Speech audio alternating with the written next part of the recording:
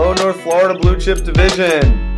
Definitely excited to talk to you today about taking control and owning your 168 hours that you are given in a week. And my name is Mike Abramowitz, for those of you guys that don't know me. So some advanced time management, that's what we're going to talk about today. And in preparation for this, I was thinking, one of the things I used to love about going up to New Jersey, I used to go to the boardwalk. And on the boardwalk, they had the boardwalk games up in Seaside Heights. And one of the things that I loved, absolutely loved, is the basketball games, the games where you could break the bottles with the baseball, the football thrown it through the tire. And I realized the reason I love those games is because it gave me a sense of control.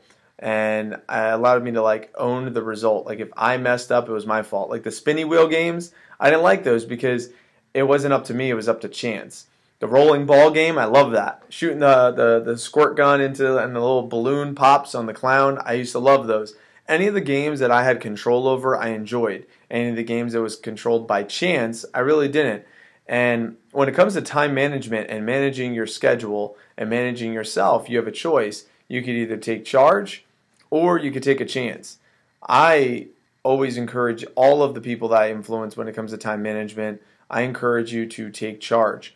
So today we're going to teach you how to take charge of your time, of your schedule, and really give you the best opportunity that you possibly can this fall, where you could have your cake and eat it too. So there's a first thing that I always like to start off with anytime I give a message is to talk about appreciation and gratitude.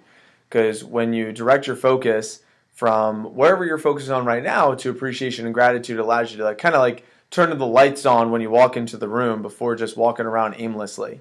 So let's go ahead and press pause on me and grab a partner real quick and take 30 seconds and list off all the things that you're appreciative of and all the things that you're grateful for in your life. So go ahead and click pause.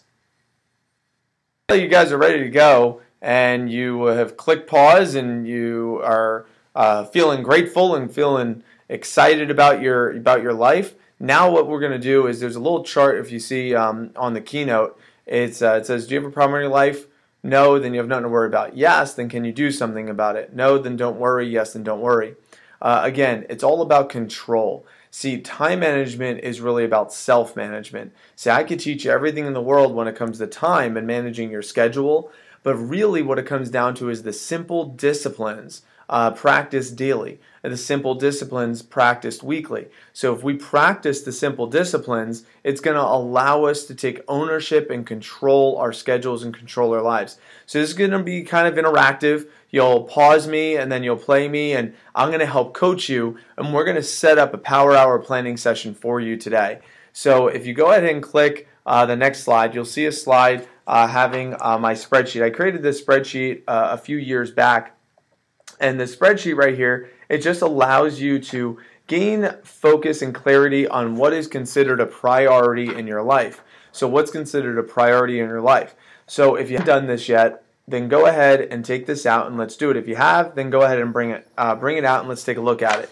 So it says 1 through 5, very unimportant to extremely important. Rate yourself. Now this isn't it's not a 1 or a 5 on where you should be. It's on your scale. You know, no one's looking at you and judging you if you're like, oh my gosh, you're dedicating only blank to working out, you're a pig. Of course not. It's we have our priorities. We have the things that are important to us, and it's up to you. It's not in anybody else's standard. It's only according to your standard. So be honest with yourself. Go ahead and put 1 through 5 on each of the categories as very unimportant, and 5 is extremely important. Go ahead and fill that in. Click pause, and then I'll be waiting for you as soon as you get back.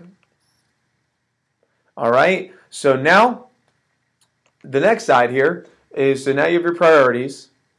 All right, we're going to come to the next side in just a moment, but what I want you to think about right here are these 2 questions. So these 2 questions right here, the first one is, what is it about your 5s that make them extremely important to you? So why is it important to you? So let's say you put class. That's a 5, like if you're in school. So what is it about class that makes it so extremely important to you? What is it? Why is that important to you in your own terms? Maybe it's because if you don't go to class, you're going to face the repercussions and the wrath of your parents. Maybe it's because it's extremely important to you because your education is crucial in the field that you're studying. Maybe it's extremely important to you because there's a cute girl that's sitting next to you, and if you miss, you might not notice you the next time you're there. Whatever your reasoning is, that's what I want you to put down. So maybe it's management training. Maybe management training or like work of management focus. That's a 5, extremely important to you. Well, if you put a 5, write down why. Why is management training? Well, my management training is really important to me because I want to be here for the next 3 to 5 years, and I want to advance within the company. I see myself as a branch manager, or district manager, or field sales manager, because my branch sales will help me get to half baby faster. Because if your branch goes out and does 50K and you sell 50K, and then your second time branch does 50K, that's 150K literally in 18-month time frame. You could be at 50%. So that's pretty exciting. So whatever it might be for you, go ahead, answer that question real quick. All right. Now, the next question is, in what ways can you measure progress towards your 5s weekly and monthly? Now, this one, not that it's confusing, but let me just break it down for you. So in what ways can you measure progress? So class. In what ways can you measure progress towards your class weekly? That one's easy, is because you have assignments for your class. So you know what grade you're getting for your assignments each week, and you know what grade you're getting each month. But maybe it's hard to measure progress towards your 5 if family was a 5. So if family was a 5 for you, how could you measure progress family? Maybe it's how many dinners you had with your family that week, or how many conversations you had with your family that week. Maybe how can you break it down where you can measure progress that you're actually moving forward and moving towards making sure that you're not neglecting some of the things that are really important to you. For example, if say one of your 5s was working out, how would you be able to measure progress? Well, maybe how many times you went to the gym, or how much progress you made with losing weight at the end of the week or at the end of the month. So how can you make it measurable? So take a moment right now, click pause, and take a moment and in what ways, list certain ways that you can make these measurable. So at the end of a week or at the end of the month, you can see how. All right. Now, the next and final step on this worksheet here is to go here to your non-movable priorities, your movable priorities, and your fillers. So how this works is it's kind of like rock, pebbles, sand if you had a jar, and you want to maximize the space of the jar. You put the rocks in first, then you put the pebbles, and then the sand to maximize the space in the jar. Well, that jar is 168 hours, and you want to maximize the 168 hours. So if you put the sand and then the rocks and the pebbles, there's going to be all these gaps, these spaces. That means all the space didn't get filled. That means out of the 168 hours that was maximized, you only used 140 hours. That's 28 hours that were kind of left unfilled. And what we want to do is we want to try to maximize the space, because if you don't use the space, it gets lost. So we're just trying to use it to our advantage. So let's figure out which ones are your rocks, your pebbles, or your sand. Which ones are non-movable? So it's just it fluctuates. Maybe a family dinner's movable. Maybe a family dinner is not movable, but maybe a family phone call to mom is movable. So some could be a non-movable, some could be a movable. What's considered a filler? A filler is something that just kind of gets sprinkled in when everything else is done. Maybe that's cooking or cleaning the room or something like that. So fill in your non-movables, your movables, and your fillers, and go ahead and click play or click pause and then click play. All right. So that's this handout right here. The purpose of this handout and the purpose of time management is you got to know what your priorities are before you could start putting your schedule together. So now we're going to go to this handout right here. Now this handout right here is your breakdown. This worksheet, own your 168. So in under 90 minutes, I know we call it a power hour, but really detailed planning, it could take 60 minutes, it could take 70, but it should take no longer than 90. So step number 1 is your monthly. So what's coming up? You got your deadlines, your due dates, tests, bills, events, birthdays, everything. So you take out your monthly planner. So go ahead and open up your monthly schedule. And if you haven't done so yet, you want to dump out all of your test papers, projects, deadline, everything inside your planner for the month of September. Ideally, it's done for the months of September, October, November, and December. You have the next 4 months done, but at least do the month of September. So dump them all out. Once all the activities are dumped into your monthly, then what you're going to do is, if you already did that, so for those of you guys that are doing it, go ahead and do your monthly. For those of you guys that already did, what you want to do is you want to go to your weekly schedule, and you want to put at the top of your weekly planner. You want to put at the top 2 weeks prior. So like say for example, say today's September 1st, and you have a paper that's due on September 14th. You would put at the top of this week, September 1st, you would put paper due 2 weeks. Then next week you'd put paper due next week. And then the following week it's paper due. So that way you could see at the top of the week as a constant reminder, you're 2 weeks out. You're 2 weeks out of whatever the due date is. So go ahead and put all of the reminders in your weekly schedule for the current week, for the weeks prior, the 2 week prior. So go ahead and click pause and go ahead and make that happen now. All right. So now you have your priorities. Now you have your upcoming events that are put in your monthlies, and you also have some goals for each of the categories. So what I mean by goals is your ways to measure your progress. So your ways to measure your progress and why they're important to you. Ways to measure your progress, and then the last thing it says here, goals for each category. So some sample categories. What are some goals that you have for your relationships, your business, your work? So for example, where do you see yourself at the end of the month? So if it's the work, so you want to set a goal like, what's your goal at the end of the month for management training? Maybe it's how many chapters of the book you're going to have read. Maybe it's memorizing the first half of the interview. Maybe it's have completed an interview. Maybe it's your sales goals, how much you want to sell, how many appointments you want to have completed. Maybe it's an SLC push goal. Maybe it's family. You want to have done a certain number of meals with the parents. Maybe it's church. Maybe there's some sort of event that's going on with the church that you want to host, or maybe there's something with your girlfriend or boyfriend. You want to do something special for them at the end of the month. Maybe there's a certain amount of books for your pleasure that you want to read. Maybe there's just keeping your car clean. Whatever it might be, make a list of all the things that you want to get done at the end of the month, your goals, so that way, again, you can measure progress, your health, your spiritual, your education, whatever your goals might be at the end of the month. Make an end result. So you're thinking with the end in mind, as Stephen Covey would say in the 7 Habits of Highly Effective People. Habit number 2 is think with the end in mind. Habit number 3 is putting first things first.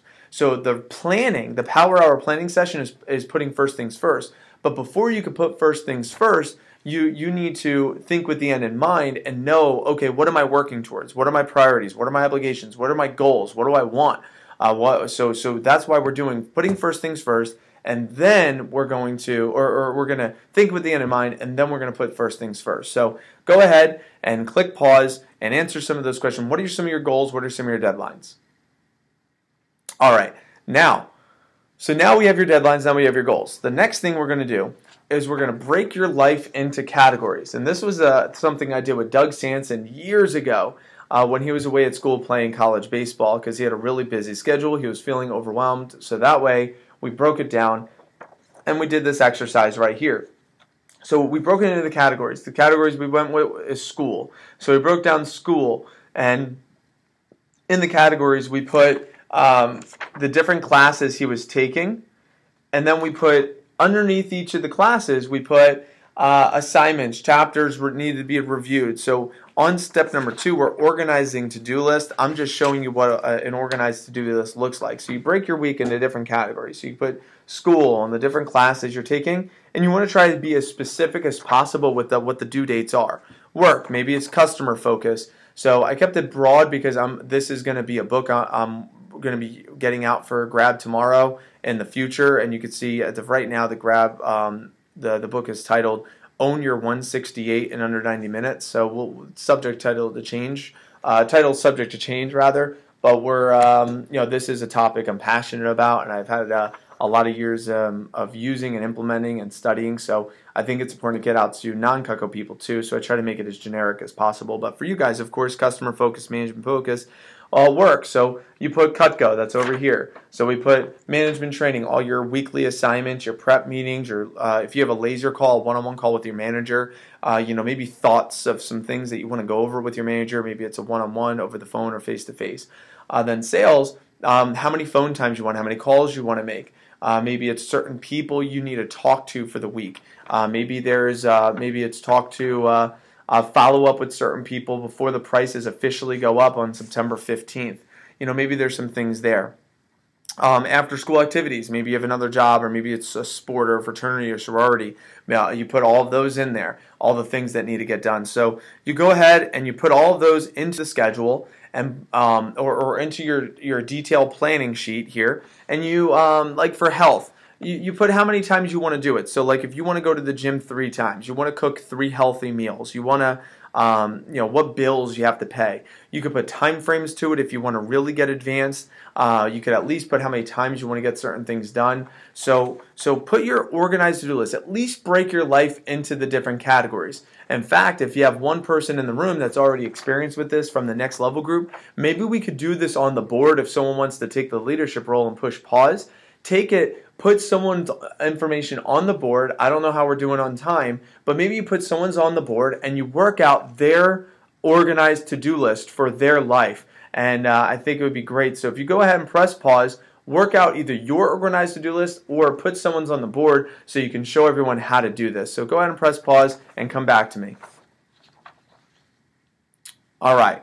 So now we're finally ready to take all of these to-dos that need to get done, and now you're finally going to your planner. Notice that we haven't even got to your planner yet for like this current week.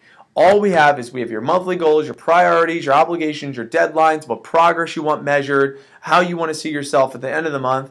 Then we have all of the things that need to get done for the week. Now we're ready to put it into the schedule, and we're ready to put it into your planner. So step number 3, you empty this to-do list into your planner. You start with your non-movables and planner. So, and you'll have an idea of how and how. So the non-planner, then movables on that. Deadlines, if you want to get advanced with it. You put yourself deadlines like, oh, I don't know how that will take, but I have an idea. I'd like it to take 90 minutes. I'd like for this subject, these 5 chapters in this book should take me about 4 hours. So I'm going to do 90 minutes here, 90 minutes here. I'm going to do another hour here. And you chunk it. Now, of course, it's not going to be perfect when you're doing it. But what happens is at least gives you direction, at least gives you clarity. So that way, when Thursday rolls around, you don't have to think, you could just do. That's the goal, is to have a regimen and have it set up where you don't have to think, you can't convince yourself to not do it. See, people, we're creatures of habits. Think about how you wake up in the morning, how you brush your teeth, how you put your seatbelt on,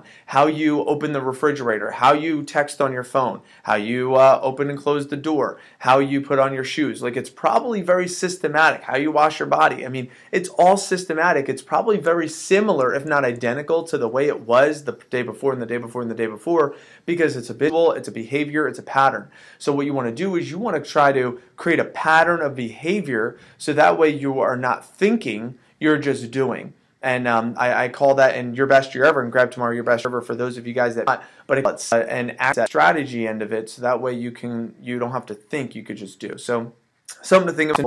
Now, then once you dump this all in the planner, double sure, just forget anything. All your papers, everything is dumped in the planner. You review the previous week. So you flip back to last week and see, was there anything left undone? Were there any customers that I forgot about? Were there any conversations with my manager I needed to do? Any birthdays I forgot about? Any thank you cards I forgot to get done? Was there anything that forgot? Any growth topics? Anything that was left undone that you need to move over to this week? And it's okay when that happens. You got to pat yourself on the. Don't punch yourself for or beat yourself for forgetting. What you want to do is you want to celebrate that you figured it out. You're like, awesome, I figured it out, which is awesome. Then you put in any activities that stay the same, so that's essentially what we have done. So now you have a weekly schedule.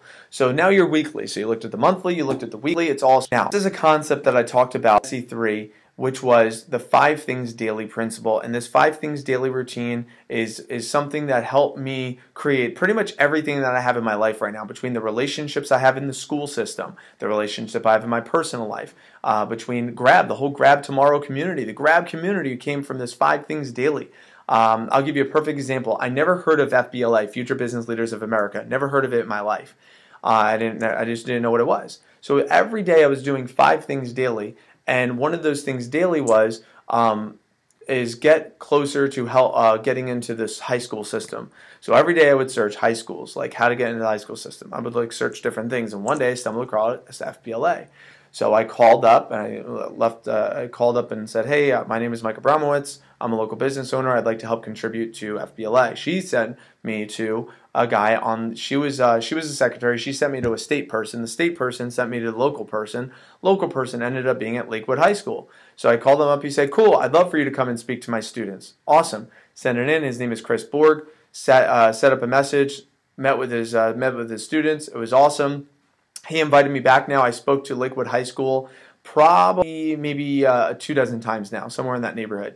But from him, he got me the partnership with FBLA on a state level. That's how I spoke at the state competition, and that spread out. So now I've spoken to FBLA at I think a half a dozen to a dozen schools in the area, one of which, Seminole High School, I just got an email of which they invited me back in to speak in November. And I love that. I absolutely love that. But it came from this five daily actions. So it's really, so what you do is you pick out the most important 5 items to complete for that day. So you look at that day and you're like, all right, if everything else went wrong, I have at least 5 things that are going to get me closer to those goals and those obligations and priorities that I have in my life. If I just had to pick out 5, so just 5. So you pick out in the beginning of the week, and this might change. This is subject to change, of course, and you could reevaluate where needed. But you pick out the 5 and you write them at the top of the day. So say for example, maybe it's a Wednesday.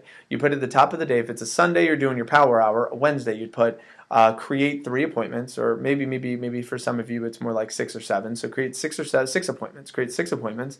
Get my work done for math. All my math homework problems finished.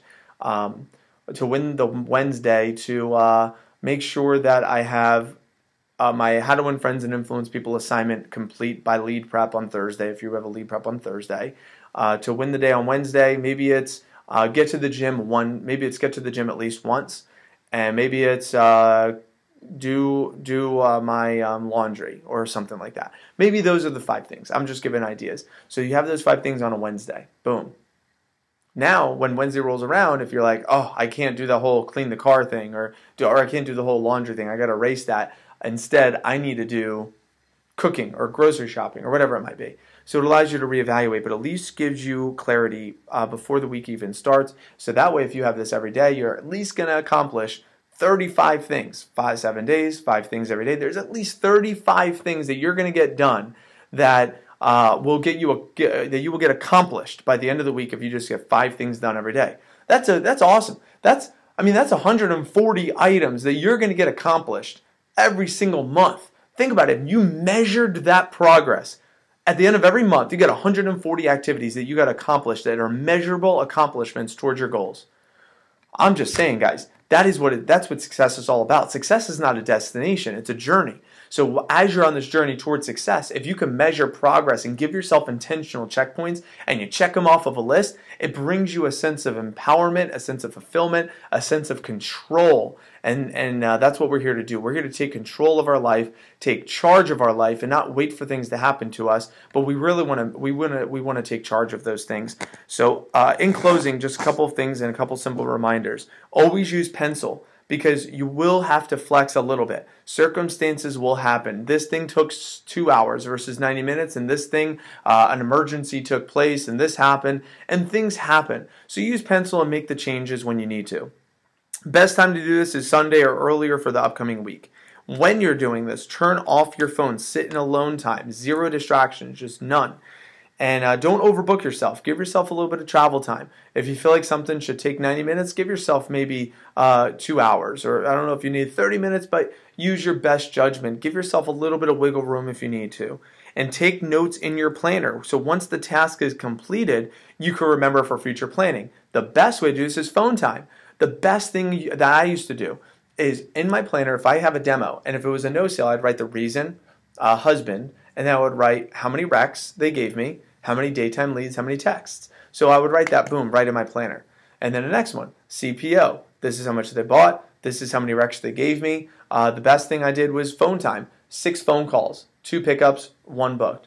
The next time, 32 phone calls, 14 pickups, 12 booked. That'd be a good, really good phone gym. But so you can track every time you made phone calls. I don't care if it's 5, I don't care if it's 55, but you put it in your planner. And that way at the end of the week, when you're reevaluating and you're moving forward to next week, you have all of this data. You have all of this, all these things that got accomplished or didn't get accomplished, and you could reevaluate and learn from it. That's the R in grab.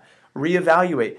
Every time you're moving forward, you got to make sure you're on that yellow brick road. If the bricks change colors, you know you're going in the wrong direction. So maintaining and evaluating consistently can allow you to make sure you're on the yellow brick road to eventually get to that Oz, which are your goals that you set for yourself. These aren't my goals. These aren't Matt King's goals. These are your goals. So don't be under the impression that Cutco is the end-all be-all of your life.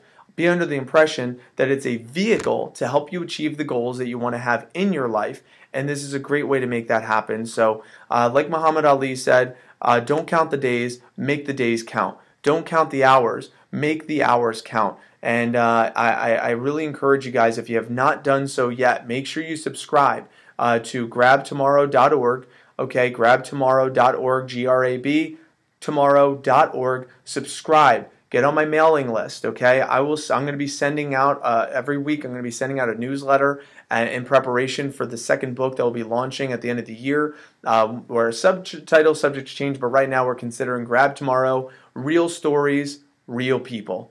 And we want to inspire you to read stories from other people and say, wow, maybe I could do something more than what I'm doing right now. And if you could, anytime you could position yourself to do more than what you're already doing and getting inspired by somebody else's story or submitting your story to inspire other people, you deserve to share your story. They deserve to hear your story. So thank you for your time, guys. Hopefully you got some value. Again, subscribe, grabtomorrow.org. Make the days count. Don't count the days. And enjoy the rest of your prep.